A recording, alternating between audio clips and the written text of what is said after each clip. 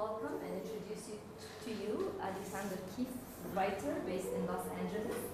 His work has appeared in Bidun, East of Borneo, and Art Form, among others. Keefe did graduate work in Sanskrit and Indian studies at Harvard University and later taught as an assistant professor at Ohio University. A 2001 grantee of the Warhol Foundation Arts Writers Grant Program, he has also received a Fulbright for research in India and currently holds the inaugural Alan Erasmus Fellowship in Unpopular Culture at New York's Colloquium for Unpopular Culture. I would like also to remind everyone that tonight Alexander will be at Beirut Arts Center at 8 for a listening session, so feel free to be there as well. Thank you and welcome. Thank you. Very wonderful invitation to come to Beirut to participate in a festival at Beirut Arts Center dedicated to listening and sound. And one of the suggestions or one of the ideas that I came up with was to try to draw a kind of comparison between the generation of John Cage and the generation of Lamont Young by focusing in a very specific way upon two trips to India that they made. One, the 1964 world tour of the Cage-Cunningham Company, or the Cunningham Dance Company with John Cage in tow, and one, a later trip in 1971 by Lamont Young, Terry Riley, and Marian Zazeelain. So I'm going to start by going into some detail about the Merce Cunningham Dance Company's world tour in 1964. The Cunningham Dance Company, and this is a picture of them performing a dance called Ion in 1964. That's Steve Paxton on the left. The Cunningham Dance Company arrived in Bombay in October of 1964 after a grueling European leg of their inaugural world tour. While the U.S. government had generously sponsored foreign tours by dance companies like Martha Graham's for many years, Cunningham's company was still too far on the outs for such government largesse. They had to put this one together on their own, and the logistics were proving to be a nightmare. So was getting paid.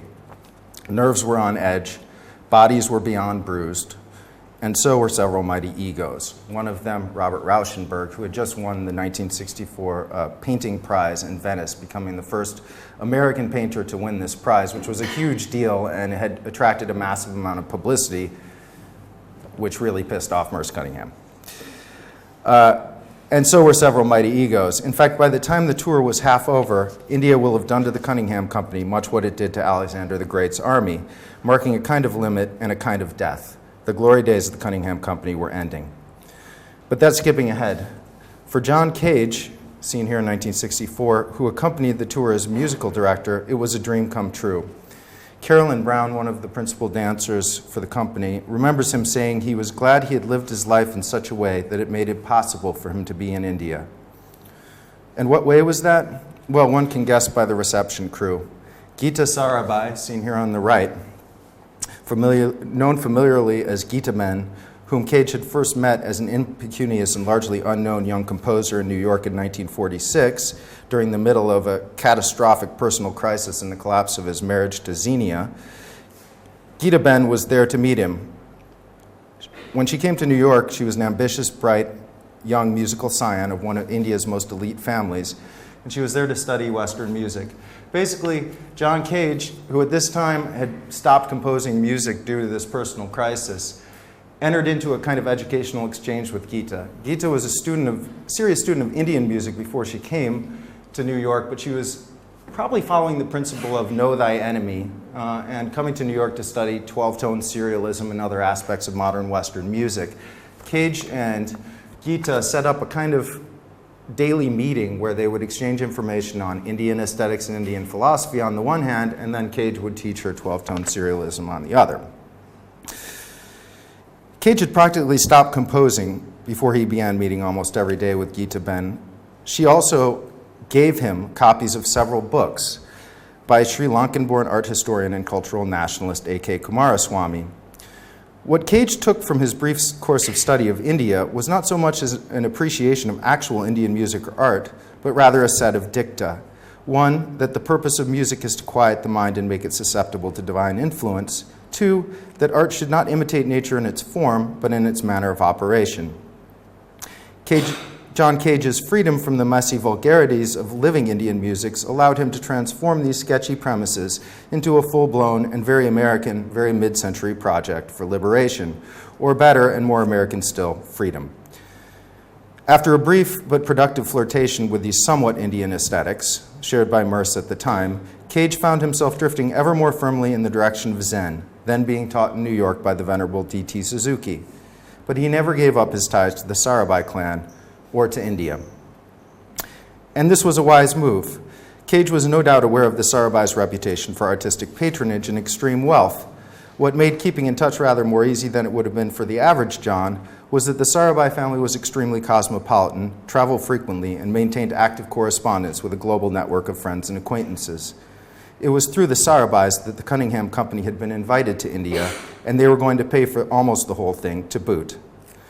So for Cage, arriving in India, being greeted at the Bombay airport by his old friend. But India was not ready for John Cage, or for Merce Cunningham for that matter. Perhaps indicative of the problem is the fact that their first performances in Bombay were sponsored by an organization called the Bombay Madrigal Singers Organization. As Brown remembers, our sold-out audiences were unresponsive, and members of the Sarabhai family, seeing the company for the first time, appeared bewildered, a bit unhappy, and strangely quiet. Geeta-ben was seeing for the first time just what she'd wrought. John was crushed by the lambasting given the music. The Times of India advised its readers, "Do go and hear this very advanced art, so advanced that it appears to have caught up with the chaos of primeval slime." In its second review, it commented, "To the uninitiated, it was not so much a performance on a prepared piano as a peevish assault on an unprepared piano."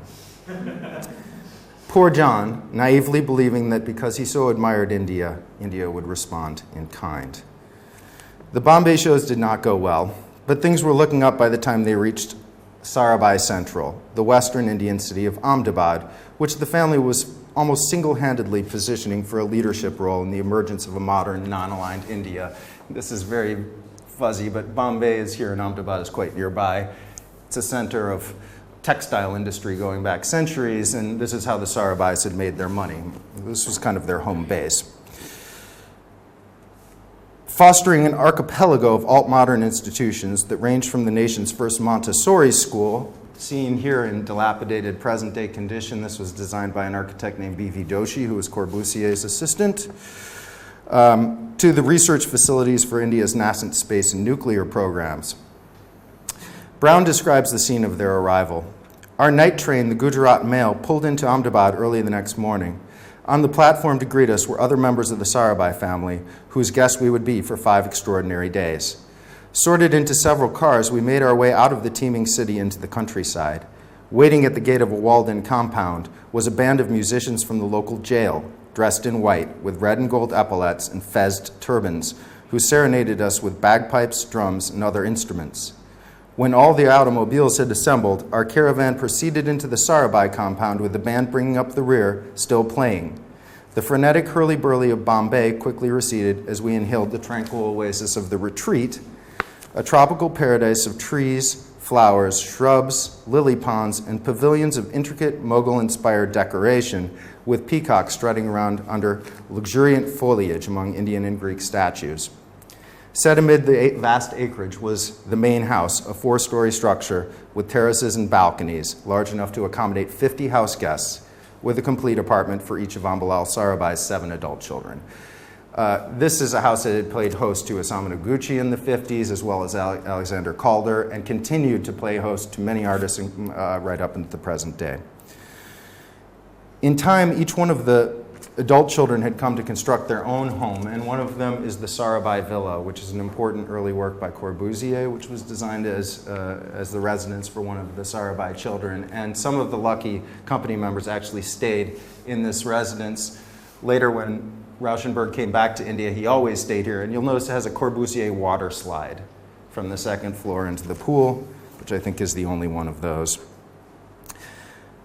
Corbusier had designed a series of 5 buildings in Ahmedabad in the early 1950s, 4 of which were completed, including the Atma building. This is the Ahmedabad Textile Mill Owners Association building, and was also obviously closely involved with Sarabhai patronage, as well as the Sanskar Kendra, which he designed as it was meant to be a museum. It was never quite complete, and now it's in terrible condition. But it also played home to the nation's Ford Foundation-funded and Charles Ames-inspired National Institute of Design, founded, of course, by two of the Sarabhai children.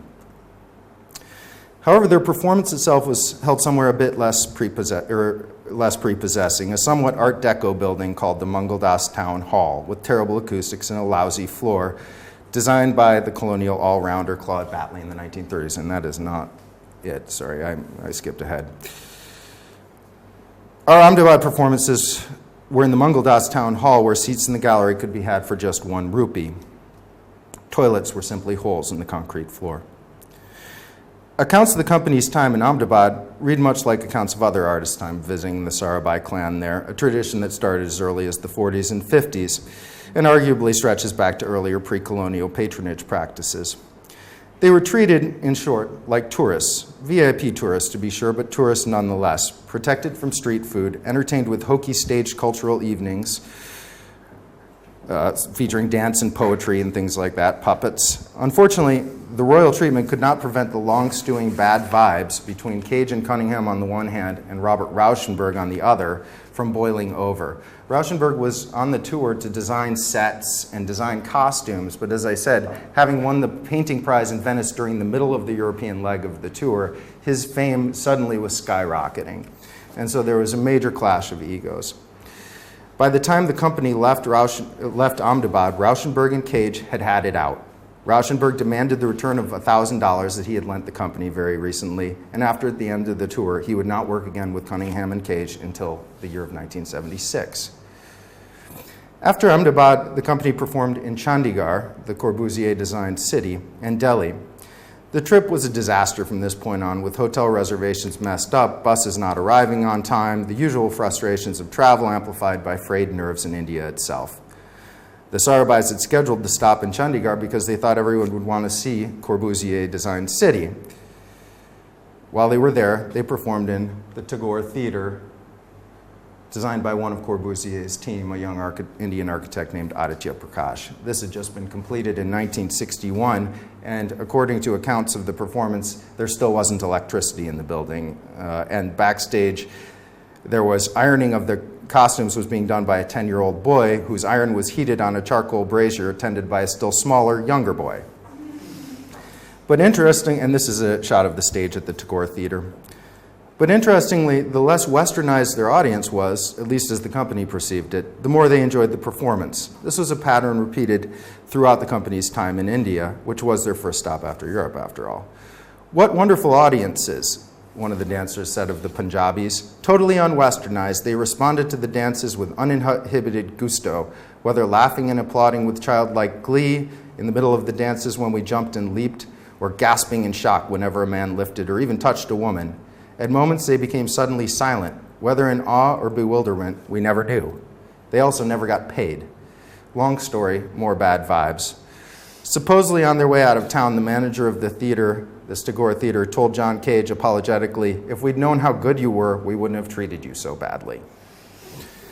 Being back in Delhi meant being back in official India, though their performances, again, weren't exactly universally praised. The Times of India began its review of their first night in Delhi with the line, "The Merce Cunningham Dance Company danced for a Delhi audience at the Fine Arts Theater on Thursday night, and unless forcibly prevented, will do so again on Friday night." However, there was something about the Cunningham Company in India that transcended the actual content of its performances. Their presence there itself constituted a kind of performance. On the Sarabhai's part, to be sure, demonstrating the reach of their cosmopolitan and their commitment to sort of Cold War internationalism, but also on Cage and Cunningham's part. It was a thumb in your eye to the U.S. government cultural bureaucrats and their own internationalist gesture made during the Cold War. Perhaps unsurprisingly, their social lives in Delhi were dominated by a kind of kabuki theater of government officials, though Merce was by then too unwell to attend most of the parties. For instance, they had a party actually at the American Embassy, which had been designed by the architect Durrell Stone in 1950s. Quite an imposing structure with interior gardens and swimming pools. They also had a party at the the home of Octavio Paz, who was the Mexican ambassador to Delhi at that time, at a building that was recently listed for sale for $110 million. This is another building that they visited during that time in Delhi. This is just to give a sense of the sort of modernity, the sort of willful modernity of the Cunningham tour of India in 1964. By the time they left India, bound for Bangkok via Calcutta, the Indian leg of the 1964 tour had passed into company legend, and not in a good way. Perhaps this was because it so effectively encapsulated why the tour itself was an unmitigated disaster financially and morally, albeit an epochal event for the rest of the world. The injuries, the infighting, the egos, what Cage and Cunningham saw as Rauschenberg's unforgivable grandstanding.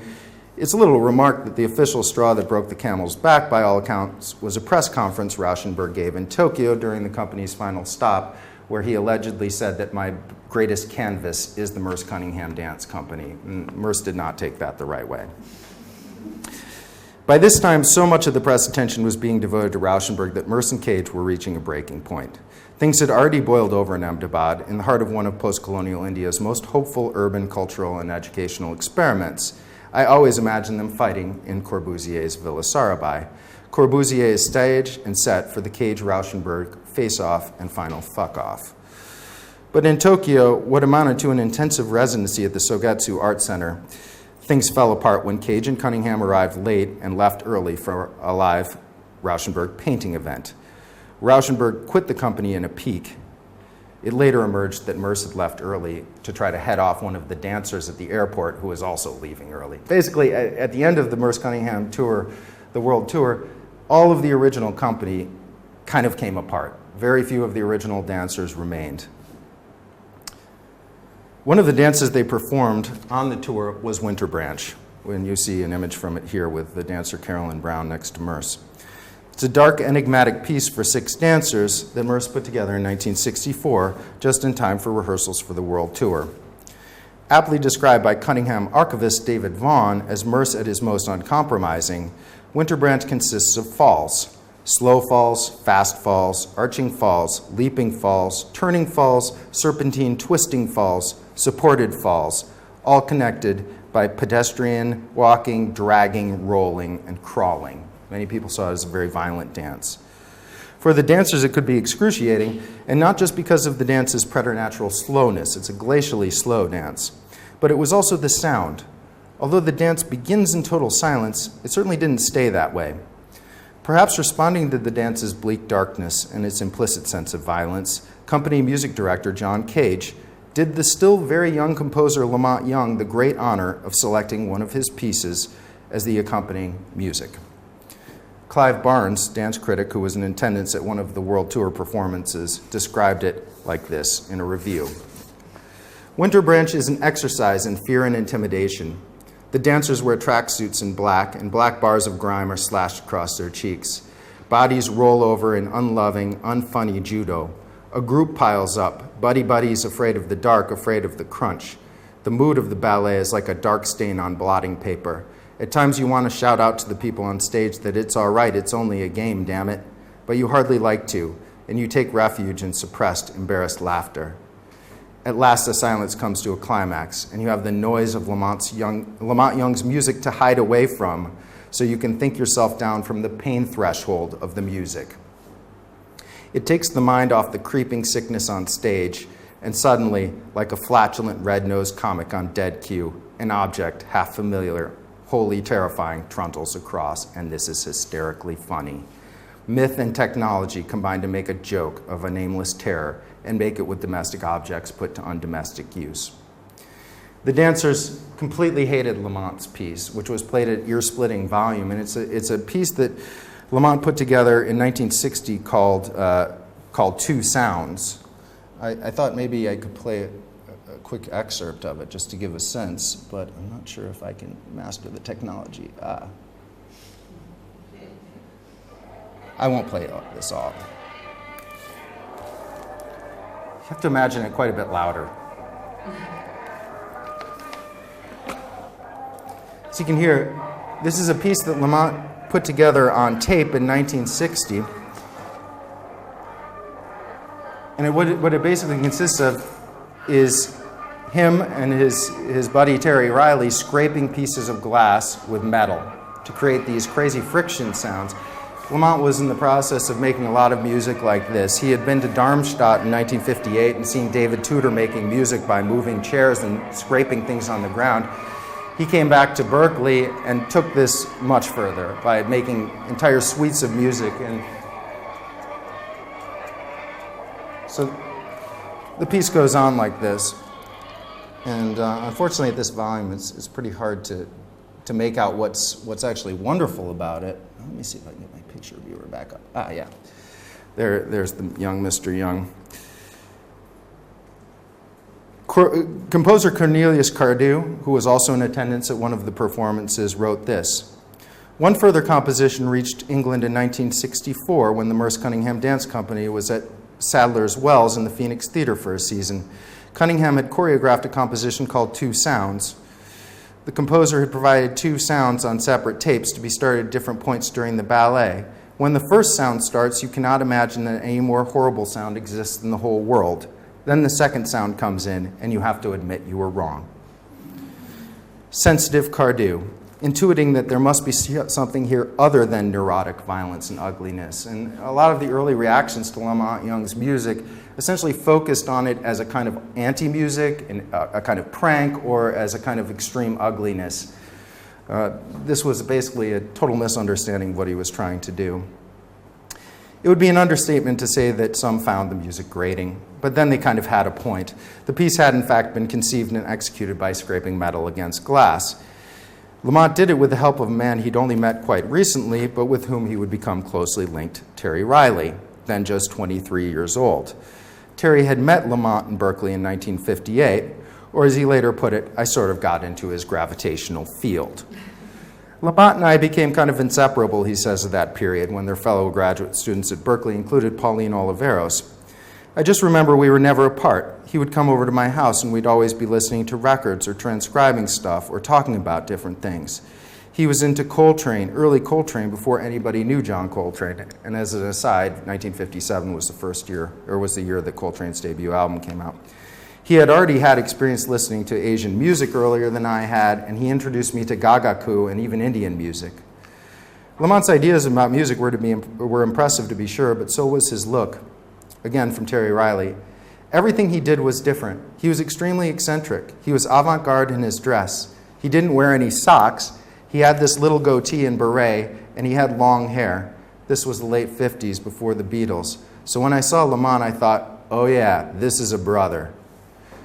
Among other activities, the two participated as musicians in the dance workshops of legendary Bay Area dance group guru Anna Halprin, which were formative for both. And these are photos of Anna Halprin's dance workshops. Riley remembers being struck by the fact that the musicians themselves were considered to be part of the dance performance. So I actually considered myself a theatrical element while I was making music. It was an exciting way to react. It was also a chance to improvise with available objects and non-musical sounds. It was at one of these jam sessions that Lamont, with the help of Terry Riley, created Two Sounds. Lamont was still just 23 at the time, a few months younger than Riley, but already transforming into something like an enfant terrible and something like a guru.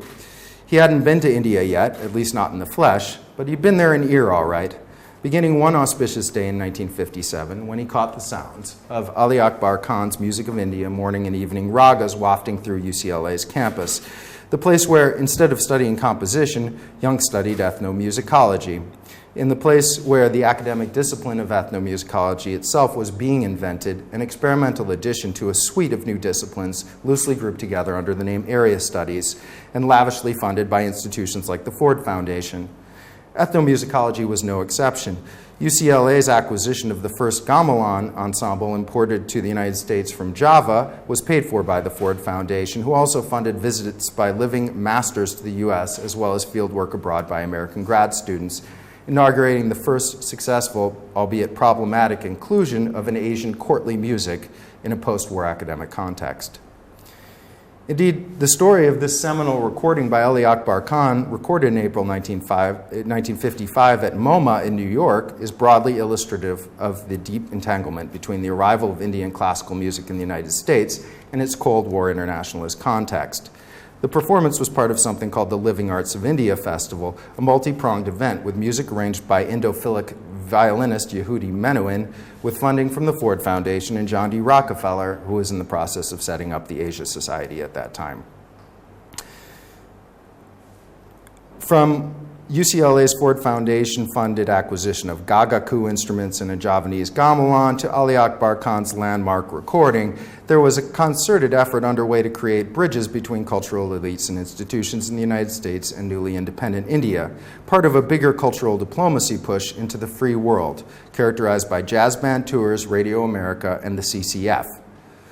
It's no coincidence that the Living Arts of India Festival that opened in January of that same year, or the Living Arts of India Festival of 1955, shared space at MoMA with Edward Steichen's Family of Man, an exhibition that opened in January of that same year, filling the entire second floor of MoMA, and which by April was drawing such tremendous crowds that the museum had to expand their hours. An exhibition more emblematic of U.S. ambitions for the post-war world would be hard to imagine. By the time the exhibition moved on, it later traveled to other U.S. cities and some 37 countries abroad.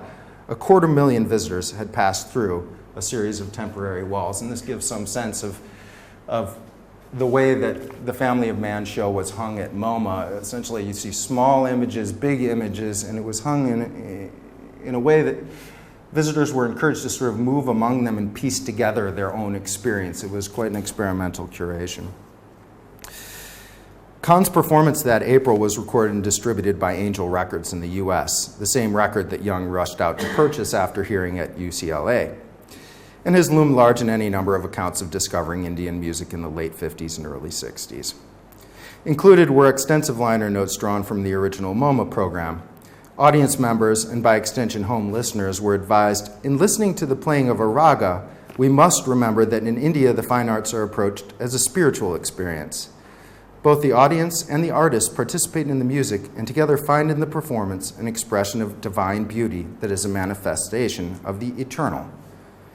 Considering Lamont's later music, this feels prophetic and brings up the fact that once Khan's performance was put on vinyl, set out into the market, it would engage with audiences very different from the ones imagined by MoMA or by the cultural bureaucracy in New India. Spiritual experiences aside, bringing Indian music to New York was a serious business. And indeed, it's easy to imagine some rich old MoMA donor roped into coming to the event and dozing off before he even made it far enough in the program to be warned he was about to taste the eternal, whatever that was. But then imagine a teenager listening while lying on a bed in his grandma's house in LA with the shades drawn, a head full of hashish, and a profound, if still budding, desire to destabilize Western art music. This was not what MoMA and the Indian government had in mind. Just what did Young hear? Well, first, in the recording, the first thing you hear is Yehudi Menuhin comes out and sort of introduces each instrument in order so that listeners, as they listen to this very seminal recording, would be able to sort of piece apart which is the tabla, which is the sarod in this case, and which is the tambura. Of course, the tambura is like a drone instrument, and this was, for Young, the most shocking thing he heard. In fact, the later parts of the record didn't introduce him at all. It's just that there's like a 2-second snippet where Yehudi Menuhin says, this is the tambura instrument, and is being played by a man named Mr. Gore, and provides the drone. Is played, to help you, okay.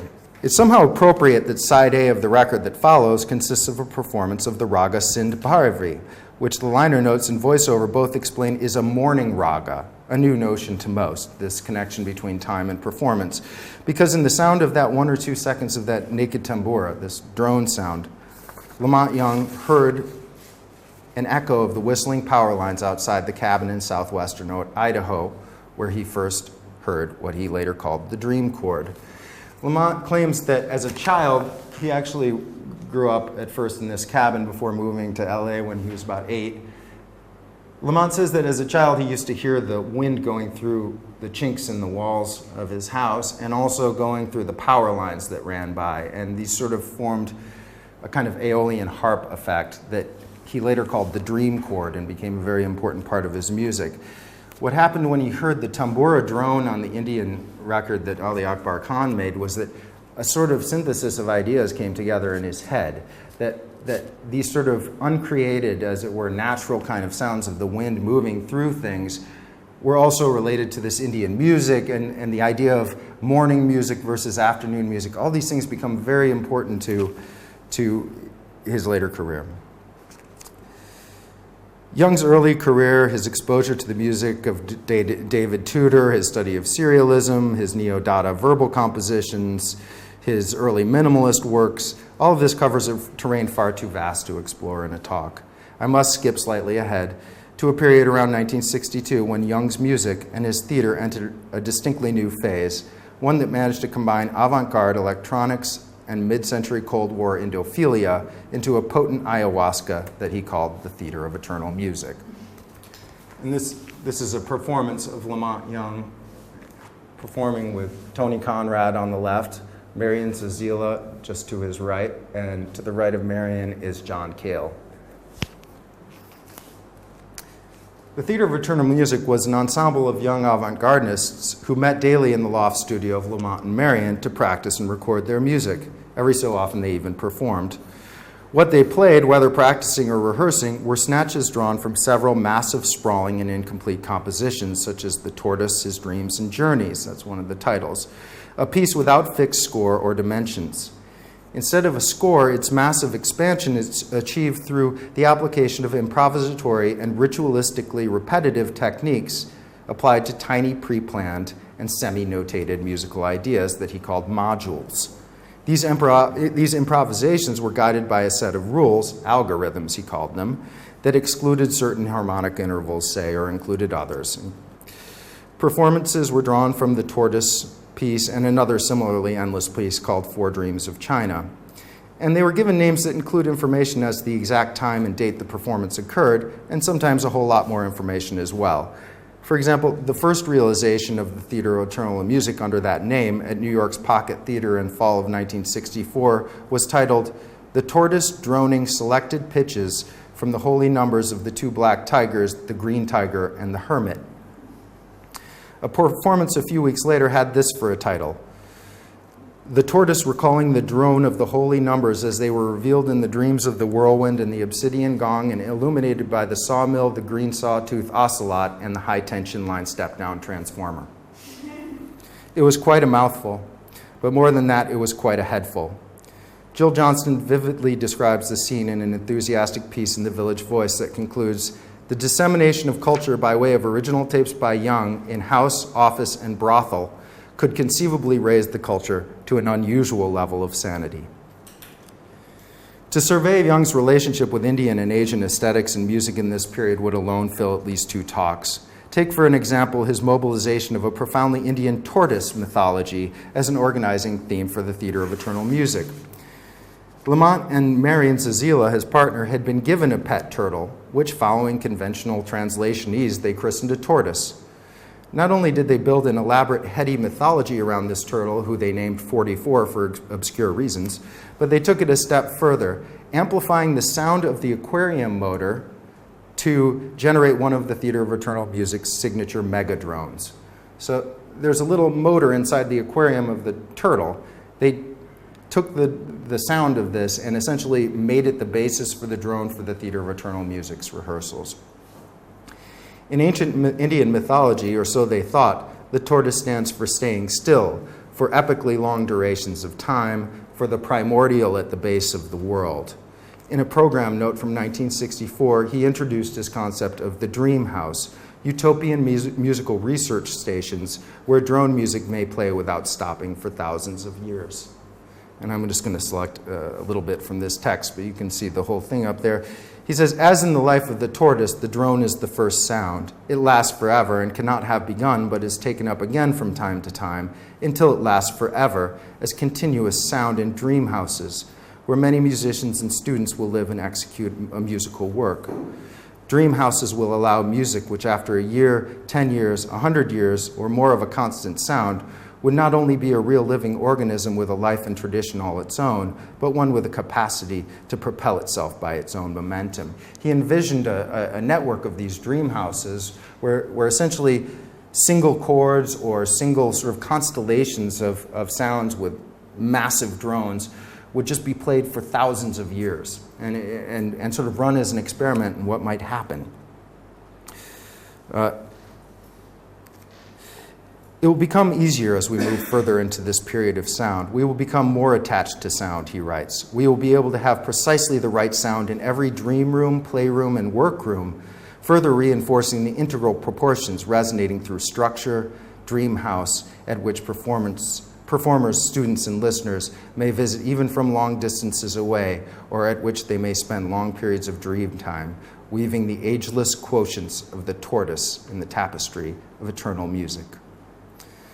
Lamont's mythopoetic grandeur, or is it grandiosity, and mind-bending prose may dream of India and borrow heavily from its archives, but there is an element of neo-Orientalist kitsch to some, if not all, of his work from this period, especially in the theater of eternal music. Argentine critic, artist, and Lacanian Oscar Masota was in New York in 1966 and attended a performance by the ensemble at Larry Poon's Loft, then known as the Four Heavens. And you see there one of the invites. He did not like what he heard and saw. In a cheeky essay called I Committed a Happening, he called out the theater and their audience for a kind of ethnocentric narcissism and mirroring. I'm going to skip a long quote. There are some problems with Masota's account, and incidentally, what he describes, what he critiques, is one of the first with Terry Riley as a member of the Theater of Eternal Music. But the basic gist of his critique, that for all of the sort of electronics and drones and people sitting around in yoga positions, and Lamont and Marian with these essentially mandalas of light put over their bodies, which were like sort of costumes of light that Marian had designed and intended as a kind of votive image for people to meditate on while they were at these 6-hour performances. He saw this as a kind of banal neo-Orientalism, and he thought that as a kind of happening, it didn't carry any critical power. But he had a point. Lamont's India, much like Lamont's Japan, Lamont's China of the 1960s, was a Cold War daydream, amplified by the son of a Mormon sheep herder with a head full of grass and wild ideas about numbers, sounds, and eternity. His India, a kind of dream weapon to wield against, well, so many things. Europe, for one, Western civilization.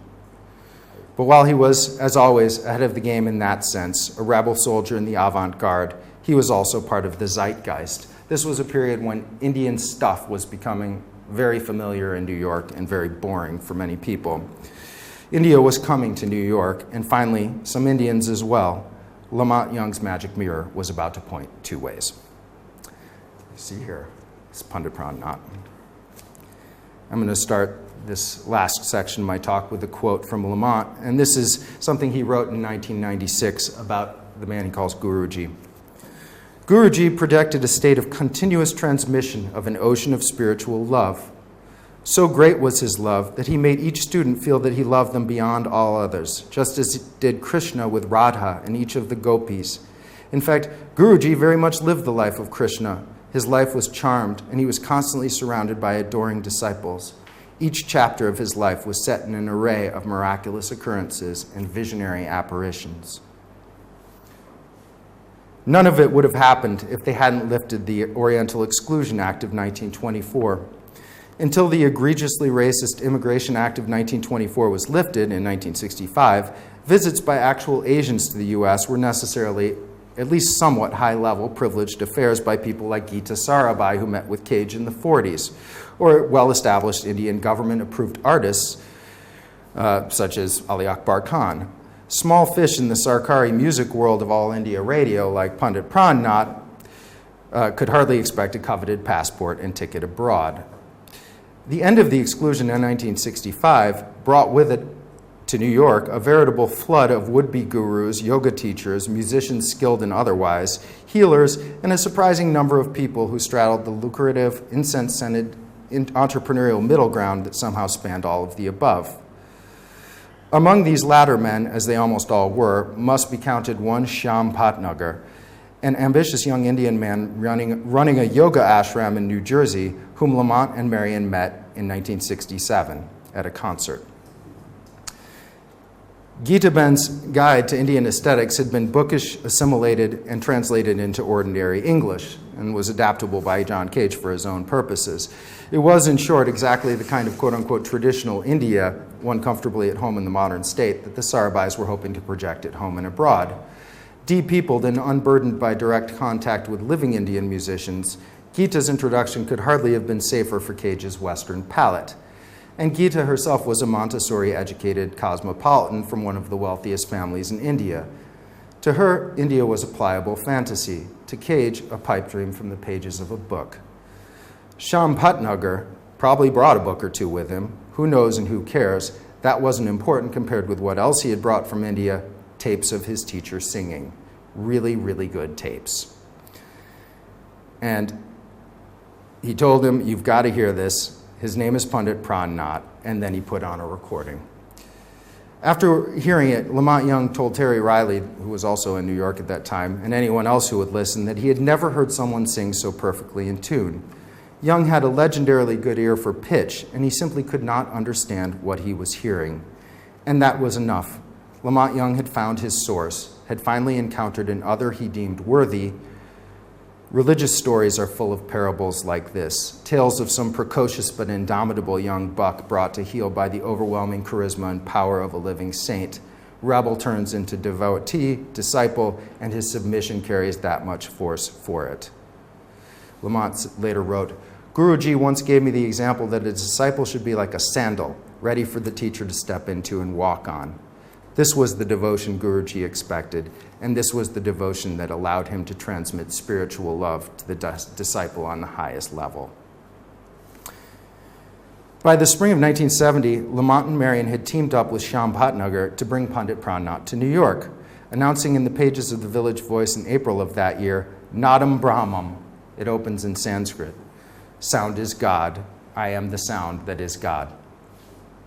The article introduced Pandit Pran Nath as a singer saint, recounting his background and eventual retreat to the mountains where, quote, at the age of 28, Pran Nath chose to become a naked singing saint, or Naga, and so for 5 years he sat, clothed only in ashes, singing for God.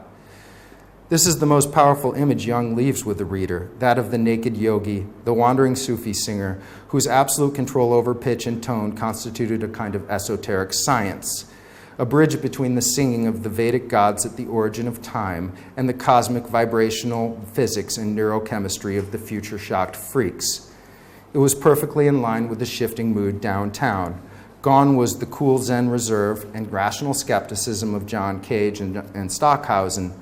Truth had been found, God had been located, and the counter-enlightenment had begun, with Pandit Pran Nath as his spiritual guide and vocal coach, and Young and Marian Zazeelain as his chief apostles, as well as Terry Riley seen here around that time, or at least disciples.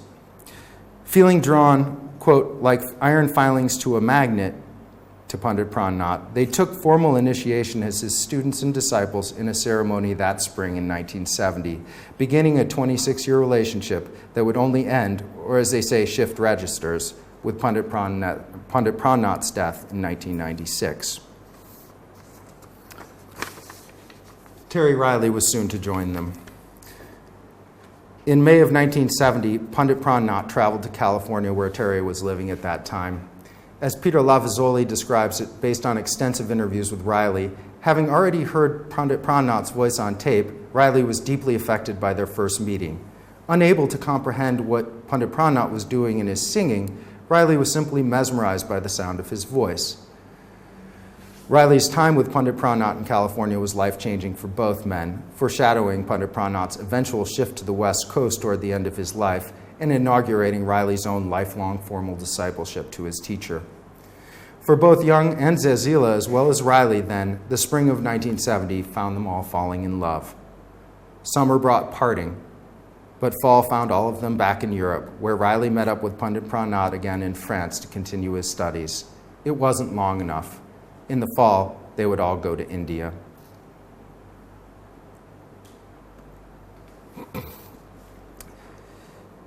Terry Riley describes the encounter in an interview on KPFA, a radio station in the Bay Area in 1971. He He said, just being around him I consider a very great lesson, because it's not only the music, but it's the way he lives and the devotional aspect of the work. And the work is actually, in this case, the worship of God. So it goes through every fiber of life. So it's not just music lessons, it's a whole way of life that you have to recognize and try to work with. And that's Terry Riley and his wife, Anne, with Lamont and Marian on this first trip to India that I'm about to describe. My argument is that the really radical impact of this relationship wasn't in the move away from the piano keyboard scales of the Western tradition towards South Asian microtones and modes, nor in the embrace of improvisation. These were all already happening in an American avant-garde pushing away from European tradition. Nor was it in Young and Riley's move towards very Indianized sounds and performance styles. In fact, they'd also been doing that for years.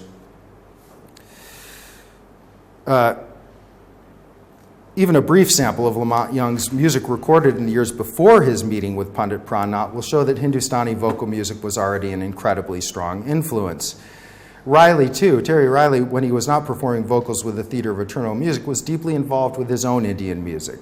Okay, fake Indian music, if you must, though it implies that there's some such thing as real Indian music, a matter best left to philosophers and post-colonial theorists. Now, to me, the really radical impact of Pandit Pran Nath on Lamont, Marian, and Terry, and by extension, what happens with many other musicians who came under their influence, the really radical impact was marked by their subordination to a living teacher in the fullest possible sense, and people thought they were nuts. Some still do. This was a confrontation with Eurocentric modernity that went far beyond how a piano was tuned or what drugs to take or where to perform. It was a total rejection of a certain way of thinking about personhood, about the role of art, and about knowledge itself. Pran Nath became the guru to a generation of American underground art makers who found it in themselves to stick it to the professors and the gallerists and declare themselves important, to experiment outside the bounds of the acceptable, to estrange themselves into other worlds where old distinctions didn't matter. This was, to borrow from another Bay Area super freak, Philip K. Dick, no less than a divine invasion, one of many in those years, and we were lucky to be on the receiving end of all of them. American music's never been the same. I'm going to close my talk the way I began it, with a trip to India. This trip happened in 1971, but there were no heiresses waiting to meet Lamont and Marian at the Delhi airport when they arrived. Just two kids among a disembarking crowd that must have included other long-haired young Americans given the times. Seekers, charitably, suckers, less so. There wasn't a marching band or a Corbusier guest house to stay in, just an impecunious and semi-domesticated Pandit Pran Nath, nevertheless still living en famille in a suburban area just south of New Delhi.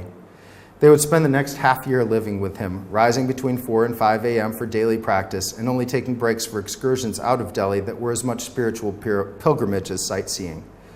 Even in the city, their geography was sanctified. If the Cunningham Company was wowed by the U.S. Embassy, Pandit Pran Nath's young charges were immersed in practice, prayer, nature walks along the banks of the Yamuna River, and visits to the dargahs or shrines of Nizamuddin Auliya and Inayat Khan, both located in Delhi.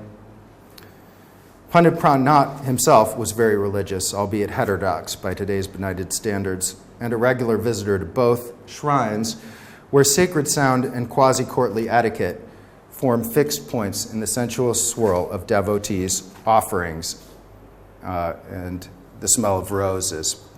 The tomb of Amir Khusro is located at one of these shrines, who legend holds invented both the sitar and the Sufi devotional music known as qawwali.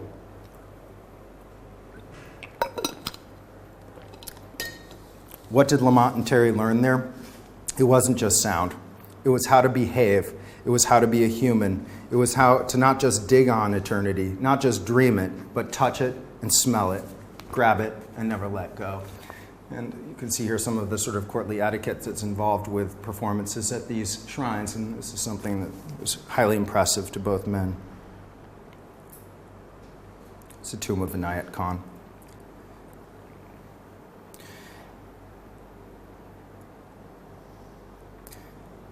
A postcard from Lamont Young and Marian Zazeelain to EAT, the organization that had funded their trip in 1971, reads, "We have taken trip out of Delhi to make pilgrimage to the tomb of Ustad Wahid Khan Sahib and the shrine of Khan Sahib's spiritual guru on the way to Haridwar. Here we have taken bath in Ganges and had puja ceremony."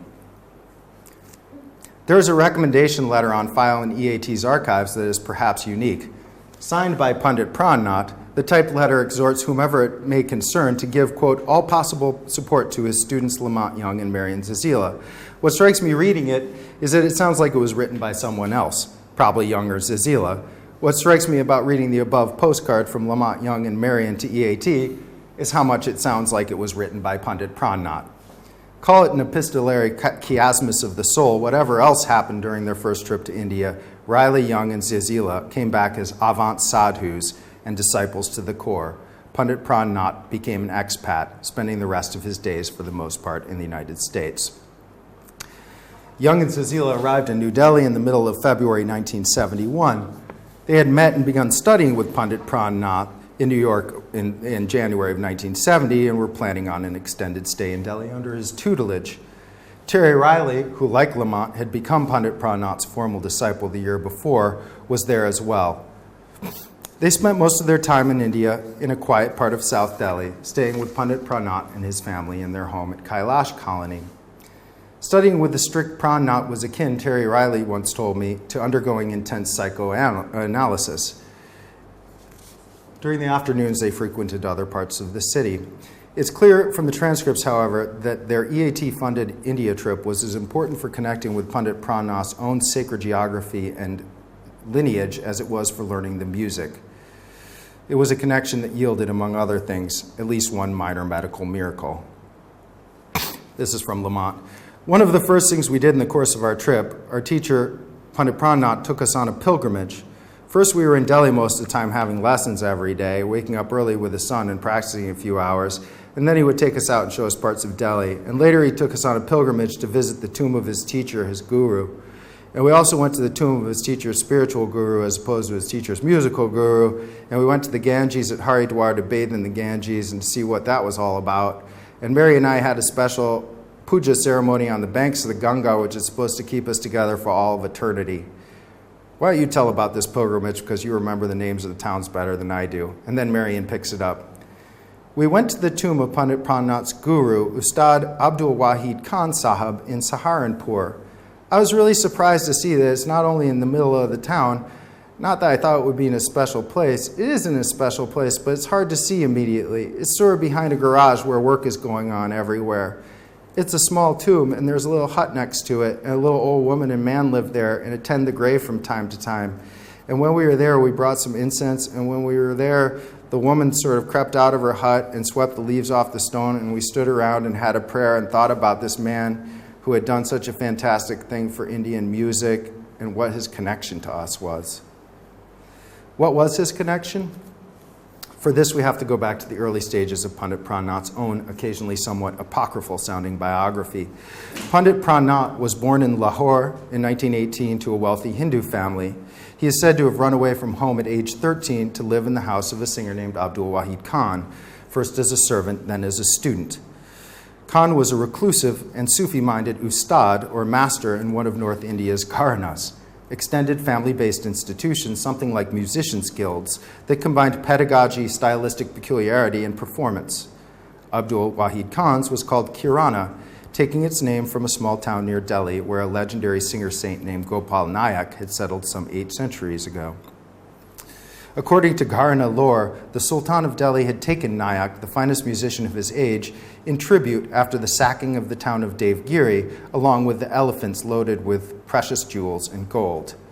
Nayak then was the first link in a continuous chain of performers that carried his deeply spiritual performance style unchanged to the present day. In fact, this insistence on the living link to an ancient tradition was as much a product of modern anxieties as it was an objective assessment of musical past. Cultural nationalists developed a revisionist historical narrative that sought to minimize the authority of the Gharanas, casting them as ignorant and illiterate remnants of a once great and glorious classical, read ancient Hindu tradition. The project of proto-nationalist musicology was framed as one of a grand recovery of a lost essence, and the formidable, secretive, and predominantly Muslim ustads, often steeped in esoteric religious beliefs, were seen at best as impediments to that project. Reformists, like the Sarabhais, were easily scandalized by practices and institutions that failed to conform to their evolving notions of authentic Indian culture, and for some of them, the Gharnas were embarrassingly visible reminders of India's incoherent medievalism. Increasingly, Hindustani musicians were expected to shoulder the burden of representing not only their own Gharna, but the putative Indian nation as well.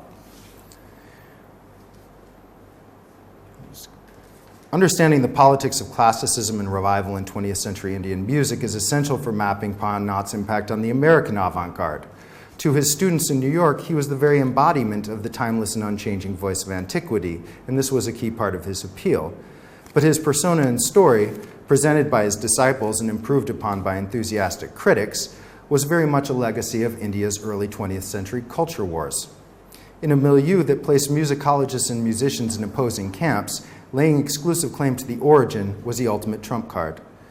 The most successful of the old school ustads carved out a space for themselves by premising their authority on performance rather than transcription, by taking the musicologist's dismissive label of illiterate and turning it into a badge of authenticity.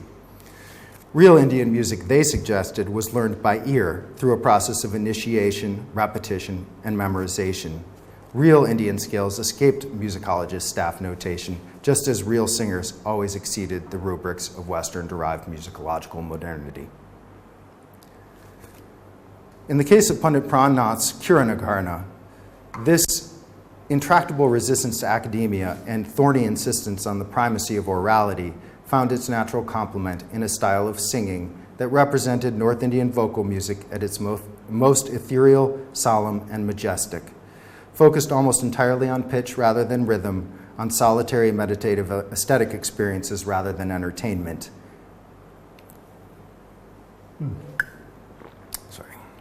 At some point in the early 1940s, Pandit Pran Nath pushed this system of musical values to its logical limit. He took up residence at Tapkeshwar, a cave temple dedicated to the god Shiva near the city of Dehradun in the foothills of the Himalayas, and lived there as an ascetic for 5 years. According to his students, much of that time was spent singing a single note, the Shadaja, accompanied by the sound of the stream that rushed past his hermit cell. So Pandit Pran Nath has said that his daily practice when he was living in a cave at this temple site was that he would stand in this little river and sing a single note, using the river as his drone. And actually, there's a film that was made in the 80s of Pandit Pran Nath where he talks about this, and he's sitting right near there, and he's sort of listening, and then he starts singing the note that the stream is playing. The story goes that in the late 1940s, his old teacher, Abdul Wahid Khan, near death, tracked him down at Tapkeshwar and beseeched him to abandon the ascetic life, take a family, and teach the Kirana style of singing. A newly independent India was being born, the subcontinent divided. Pandit Pran Nath came down from the mountains.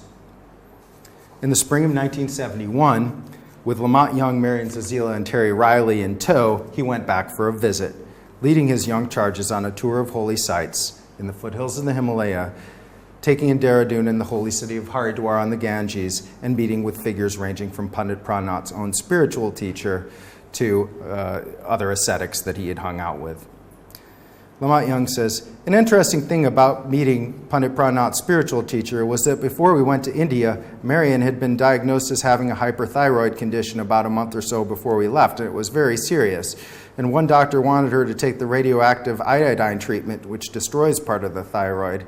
And we didn't really want her to take it, but wanted it cured by more natural means. So we wrote to Pandit Pran Nath and asked him to have his Swami pray for Marian. And then about 2.5 weeks later, we went to another doctor and had the same test taken, and she had about a 40% improvement. And he said she didn't have to take the medication and that she was okay and could go to India. Their trip to the streamside caves where Pandit Pran Nath had once lived and practiced was timed to coincide with a major Hindu religious festival called Shivaratri. Throngs number in the hundreds of thousands still arrive at Tapkeshwar for the yearly festival. A report from last year's in the Pioneer newspaper describes long serpentine queues forming at midnight the night before of devotees waiting to pay homage to the eponymous self-created image or lingam of the god Shiva, which takes the form of a mighty stalagmite. constantly moistened by drips from a correspondingly miraculous stalactite just above. The typically high pitch of a popular Hindu festival is considerably amplified in the case of North Indian Shivratri by the consumption of massive quantities of cannabis. And this is an image of a government-authorized cannabis store. Apparently, last year, more than a dozen cases of cannabis overdose were admitted to the local hospital during this festival, which is hard to imagine. The young disciples felt right at home. An aerogram letter they sent back to New York describing the trip summed it up with 3 words: true Shiva feeling. The trip effectively drew to a close on April 10th, 1971, and a letter from Terry Riley to Billy Kluver, who was the director of EAT, the organization that funded this trip, captures the mood. Kluver had perhaps understandably been urging Terry Riley, Lamont Young, someone, to get themselves to Ahmedabad, to the National Institute of Design there, and to give a workshop or two, meet some people of real consequence. And anyway, in his proposal for the trip, Terry Riley had written of his desire to visit the electronic music studio there in order to demonstrate some of my music, as he wrote, to Indian musicians. But by April 10th, things had changed. Connecting with the Indian music studio was not a priority. He wrote, "Dear Billy, got your telegram. Unfortunately, I must leave India in less than 2 weeks with no time to get away to Ahmedabad. I've been working here in Delhi for 6 months, 10 to 12 hours a day, practicing North Indian raga and having daily lessons from Pandit Prannath. I found that the study of these ragas is so important that I haven't done anything else since I've been here.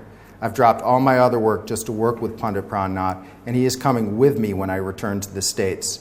We should be there around April 10th, and I will come to see you so we can discuss in detail what I've been doing." As it turns out, my original projects got submerged by the work I got into with Prannath, and it's not possible to say where it will all lead or whether I can bring this information back to a technological framework. Time will tell. And I'll just close here by showing you how Pandit Prannath performances in New York were typically advertised. The earliest performances were almost universally held in loft spaces or in galleries, and that included Larry Poon's. One of the very first was actually held at that same space, the Four Heavens, run by Larry Poon's. Pandit Prannath, in the years to come, would establish himself as a very successful singer in the sense that he had major records released through Terry Riley and Lamont Young's influence, but he also became quite a notable teacher of vocal music. You didn't have to become a disciple just to study with Pandit Prannath. You could just go and take a few lessons. And if you really take in the list of the people who did that, it includes people ranging from Don Cherry to Brian Eno. And to really track the influence of Lamont Young, or of Pandit Prannath through the music scene in New York in the 1970s, which is something I did in an article for Badoon magazine in 2010, you see that there are deep ties not only to the sort of drone-based electronic minimalism that he's most closely associated with, but also to the early stages of ambient music, new age music, and world music as well. And these are all aspects of sort of Pandit Prannath's history that have been downplayed by New York-based critics who find all of those things to be silly and somewhat scandalous.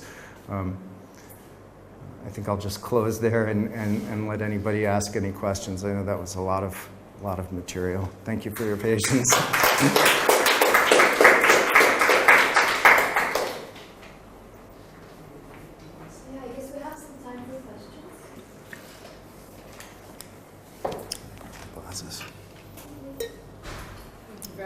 Thank you. Very informative. I was thinking about something that you said earlier in your talk about the comparison between Cage's India and Lamont Young's India. And I was also thinking about a third person, just because like the strain of thought or the lines of thought about Eurocentrism within music, and especially like Lamont Young's appropriation of, well... Yeah, no, that's a fair word, I think, yeah.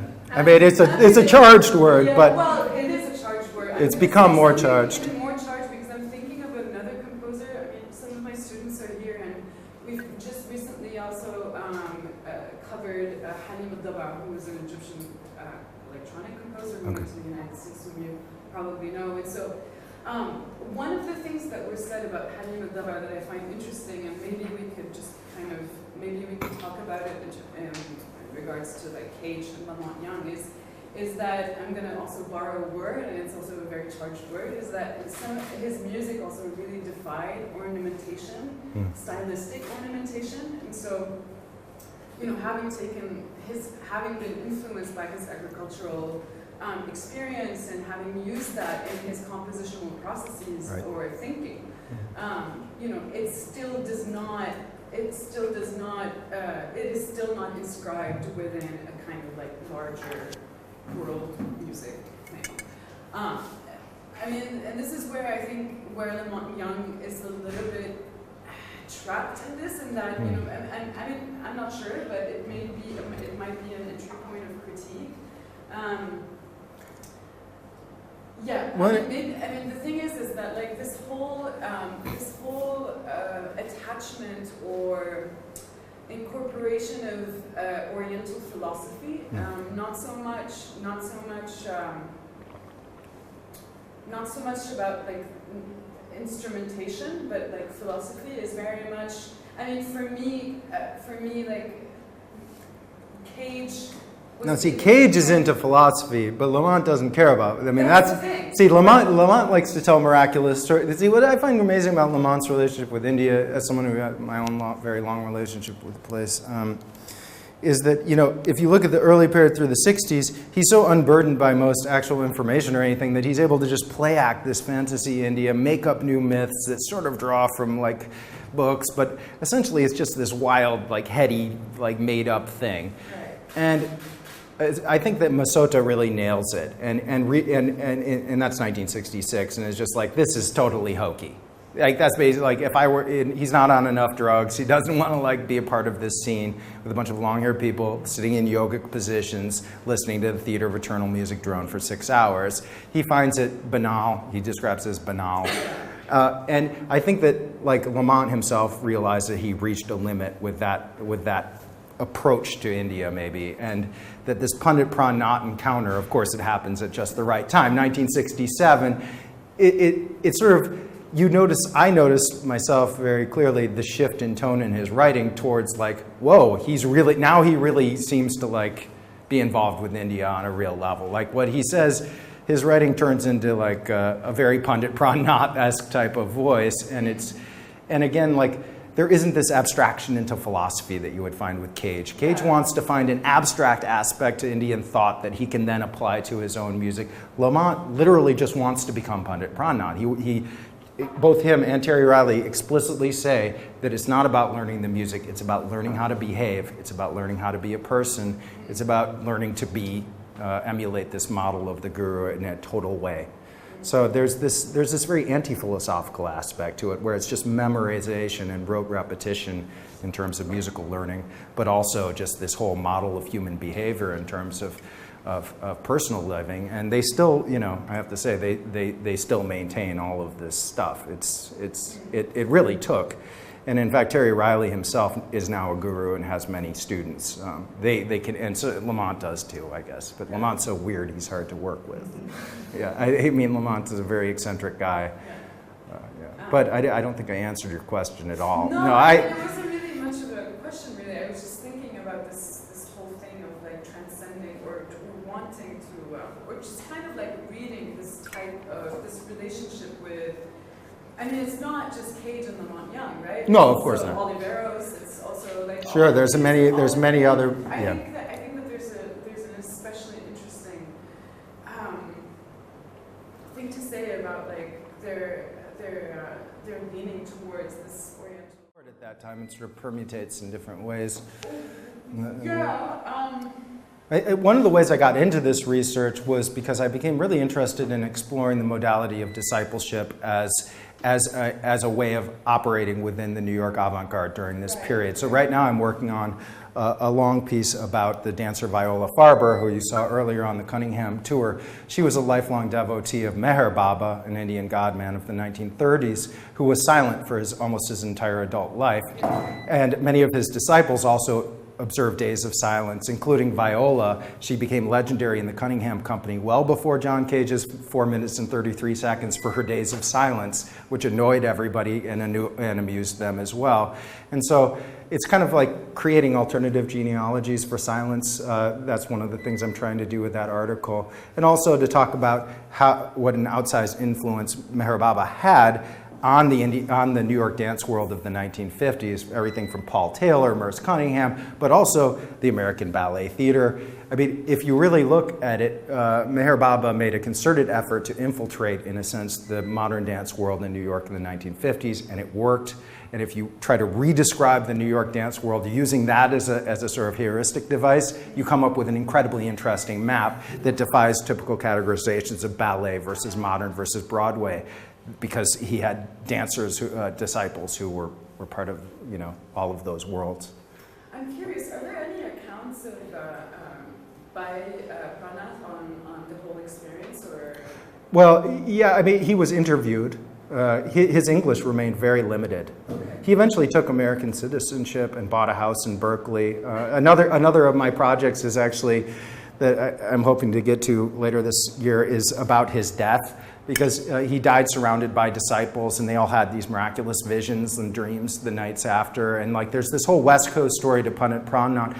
I felt like Pandit Pran Nath, when he arrives in the U.S., obviously he's has so much projected fantasies onto him, but that over time, he dies in 1996, essentially you see his own goals and sort of intentions clarify to the point where, by the end of his life, he's built this very intense group of disciples and students on the West Coast, many of whum are Sufis, like neo-Sufis, white Sufis, many of whom are sort of neo-Hindus, and he's kind of created this world for himself where he's very comfortable, and that seems very Indian. And he didn't want to go back to India. He bought a house in Berkeley and died surrounded by these students. So in a sense, he was able to create a much more sort of self-directed world. I feel like in 1970, he was stuck in Lamont land, and that his shift to the West Coast as the years went by accompanied a kind of clarification of what he wanted to be as an American.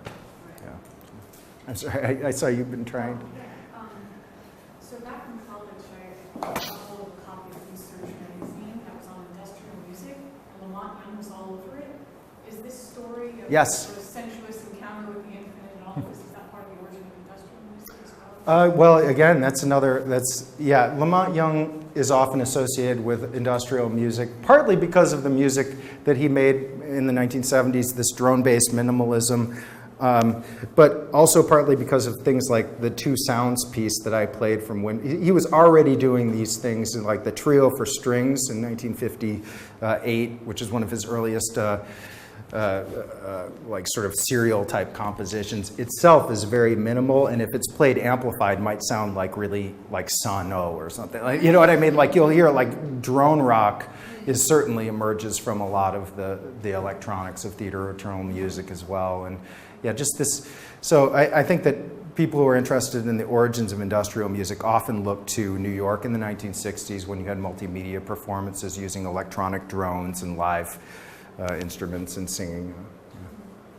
But again, to Pandit Pran Nath, it would be very hard to say that his ties are much more closely related to New Age or ambient music. And again, these are things that have typically embarrassed musicologists and music historians, and that's why I'm interested in them. Again, this modality of discipleship comes with scandal. I always felt that the way people speak in just glowing and sort of uncritical terms about John Cage's American Zen, which itself is completely concocted, and not John Cage's Zen is acceptable because it's rational, because it has no guru, because for him I Ching is just a method for creating indeterminacy. Yeah, exactly.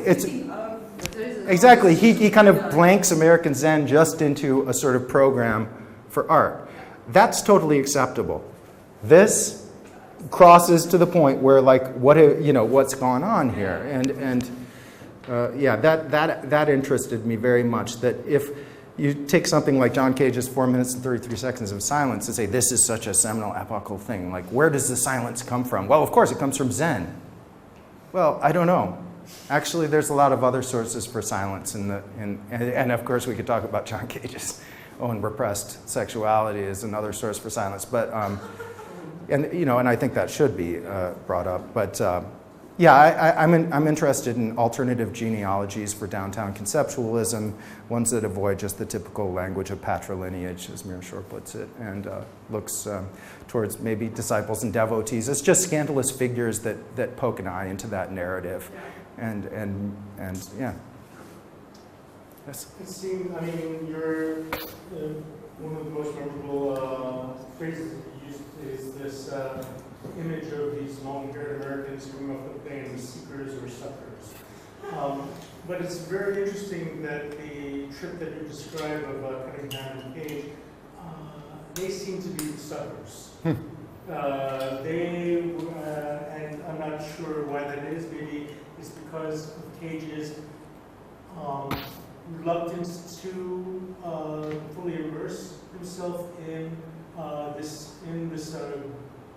guruism, so to speak, or maybe it's because even though they didn't have official Western sponsorship, they were sort of a remnant of this Western push towards of formalism over Soviet realism that was going on at the time, and so they were, even though they weren't officially Western propaganda, they were still very much Western propaganda. But don't forget that Rauschenberg, who's the company's artistic director, had just won the painting prize in Venice, the first American to do so, and there was definitely American government involvement in elevating, and that it caused a massive scandal, and people were protesting in the streets in Venice. Other people were cheering. So there was a propagandistic edge, certainly to Rauschenberg's tour of the world in 1964.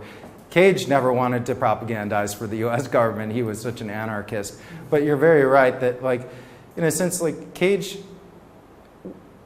can't really be blamed for not knowing what India was like in 1964. He had never been there. His introduction had just been through these sort of, like, very compressed, synoptic, little potted surveys and things, and Kumaraswamy's books. It's interesting, though, that the thing that he really takes away is that nature is not to be imitated in her form, but in her manner of operation. This is a dictum that he takes from one of Kumaraswamy's books on Indian aesthetics. I don't even know if that's Indian, but it doesn't matter. He thinks it is. But if you think about it, it's very... Now, put that back into this. Now, of course, for Lamont Young, replace nature with Pandit Prannath. You know, so for Lamont Young, Indian music is exactly something to be imitated in its manner of operation, or I mean, in its form. Yes. And its manner of operation. Whereas Cage already is basically, you can kind of see him pushing away from Indian music even by taking and latching onto that dictum. He's going to say that Indian music should not be imitated in its form, but Indian aesthetics should be imitated in their manner of operation. That's what he wants out of India. He can't get it, though, because it's not there. Yeah. Because it wasn't there in the first place. It was just an idea from a book that he took and did something absolutely wonderful with and changed everything. Which is the same thing for many of the long-haired suckers who come to India looking for enlightenment. Absolutely. Wind up getting swindled. So it's very lucky that Riley actually found someone who actually. Yeah.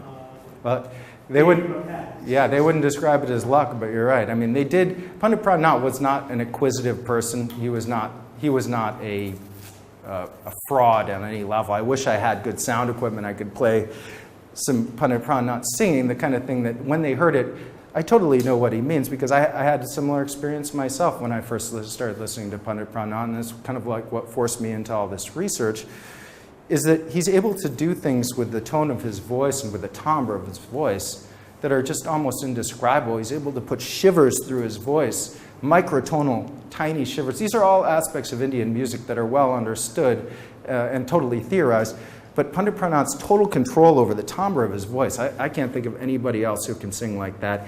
also his like slow, very low voice. He sings very slowly and very low and in perfect pitch. And then he's able to put these shivers and things like that, yeah, once you start listening to them, I can totally understand how Terry Riley and Lamont Young, when they first heard it, said, this is something, because they'd heard a lot of Indian music, and they hadn't been moved to go study with Ali Akbar Khan at the College of Music in the Bay Area or anything like that. To them, that was all commercial crap. It wasn't until they thought they knew what Indian music was better than Ali Akbar Khan. So when they heard Pandit Prannath, they were like, now that's Indian music. I mean, it's ridiculous, but again, no more or less ridiculous than Cage, I suppose. Just as perverse. How was Tony Conrad, who just died, by the way? What's it? Tony Conrad. Oh, yeah, of course. Related to this, because he attended. Well, Tony Conrad was a member of the Theater of Eternal Music. This is the worst. This is such a complicated question. The reason that it's really difficult to hear Theater of Eternal Music is because almost none of it's been released. It's all in Lamont's studio on tape. They recorded every rehearsal. There must be hundreds of recordings of the Theater of Eternal Music in very high fidelity, the highest because Lamont had good audio equipment. So Lamont is sitting on a massive archive. Tony Conrad and John Cale, who were both key members of the Theater of Eternal Music, and John Cale later went on to be one of the founders of the Velvet Underground, along with Angus MacLeese, also from the Theater of Eternal Music, and this is how we get into drone rock. But they claimed, they didn't call it the Theater of Eternal Music. They called it the Dream Syndicate, or sometimes they just called it Dream Music. And they saw it as a collaboration. They didn't see Lamont as the leader of the group. So they insisted to Lamont that if he were ever to release the music, that it has to be co-credited to all of them, whereas Lamont won't do that. He says it's his music. Yeah, no, he refused, and he'll refuse to credit anybody who he doesn't think deserve it.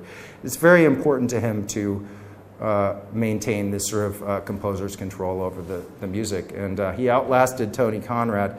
To a certain extent, though, I have to say that having been through all of these documents myself, I've spent many years of my life looking at this material, I have to come down on Lamont's side on this one.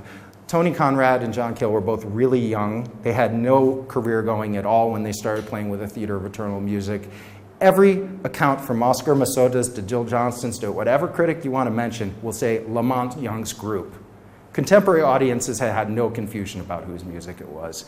Tony Conrad in later years, Tony Conrad didn't do a lot in later years with music. I mean, he recorded this record with Faust in 1970, which is kind of great. Then he went to Cornell and Buffalo, and became a professor basically forever. Later on, he released his own minimalism recordings, which were actually re-recordings he made in the 90s, and he claimed that these anticipated Lamont. To me, the Tony Conrad argument is like, where does that even come from? John Cale is a guy who described Theater of Eternal Music as hypnotism mingled with malevolence.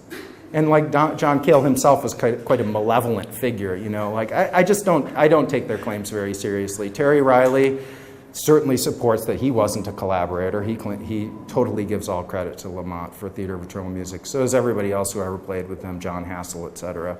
So to me, that was just a stupid fight, and unfortunately, it never got resolved before Tony Conrad died. But Conrad was performing regularly. With? Not. Oh yeah, and of course, yeah. No, he developed his own. He did all these incredible things, the yellow paintings and whatnot. I mean, he's a conceptualist, and he did all these great conceptual things. But my point is, I don't know why he needs to lay claim to this music of 1964, 1963, 1965, when, to my mind, it just seems clear that everybody who saw it and the way it was presented and everything was always as Lamont's music. And you can read the program notes. I mean, it's difficult for me to adjudicate the claim, but I'm going to come down on Lamont's side. But that is Tony Conrad's involvement. And I think that by 1966, he was leaving. I don't think he played with the Theater of Music after 1966 or 67. So it was a very short period of time, actually, that we're talking about, but with hundreds and hundreds of tapes. This is something about Lamont that pisses everyone off, because he not only has all of those, he has all of Richard Maxfield's tapes, he has a bunch of other, he's sort of Angus MacLeise. Are we going to listen to some of these tonight? Yeah, absolutely. We're going to listen to it. I have bootlegs of everything, of course, which is illegal. Sorry, Lamont, and if he knew, he'd never speak to me again. He's tried it. That's on tape, by the way. Sorry. No, he won't get that far. He's pretty late. No, I have bootlegs of everything, but, that's been out. And they've been kind of traded among record collectors for years. So we'll listen to some good theater of eternal music tonight, and I hope you guys can make it. Thank you. Thank you very much.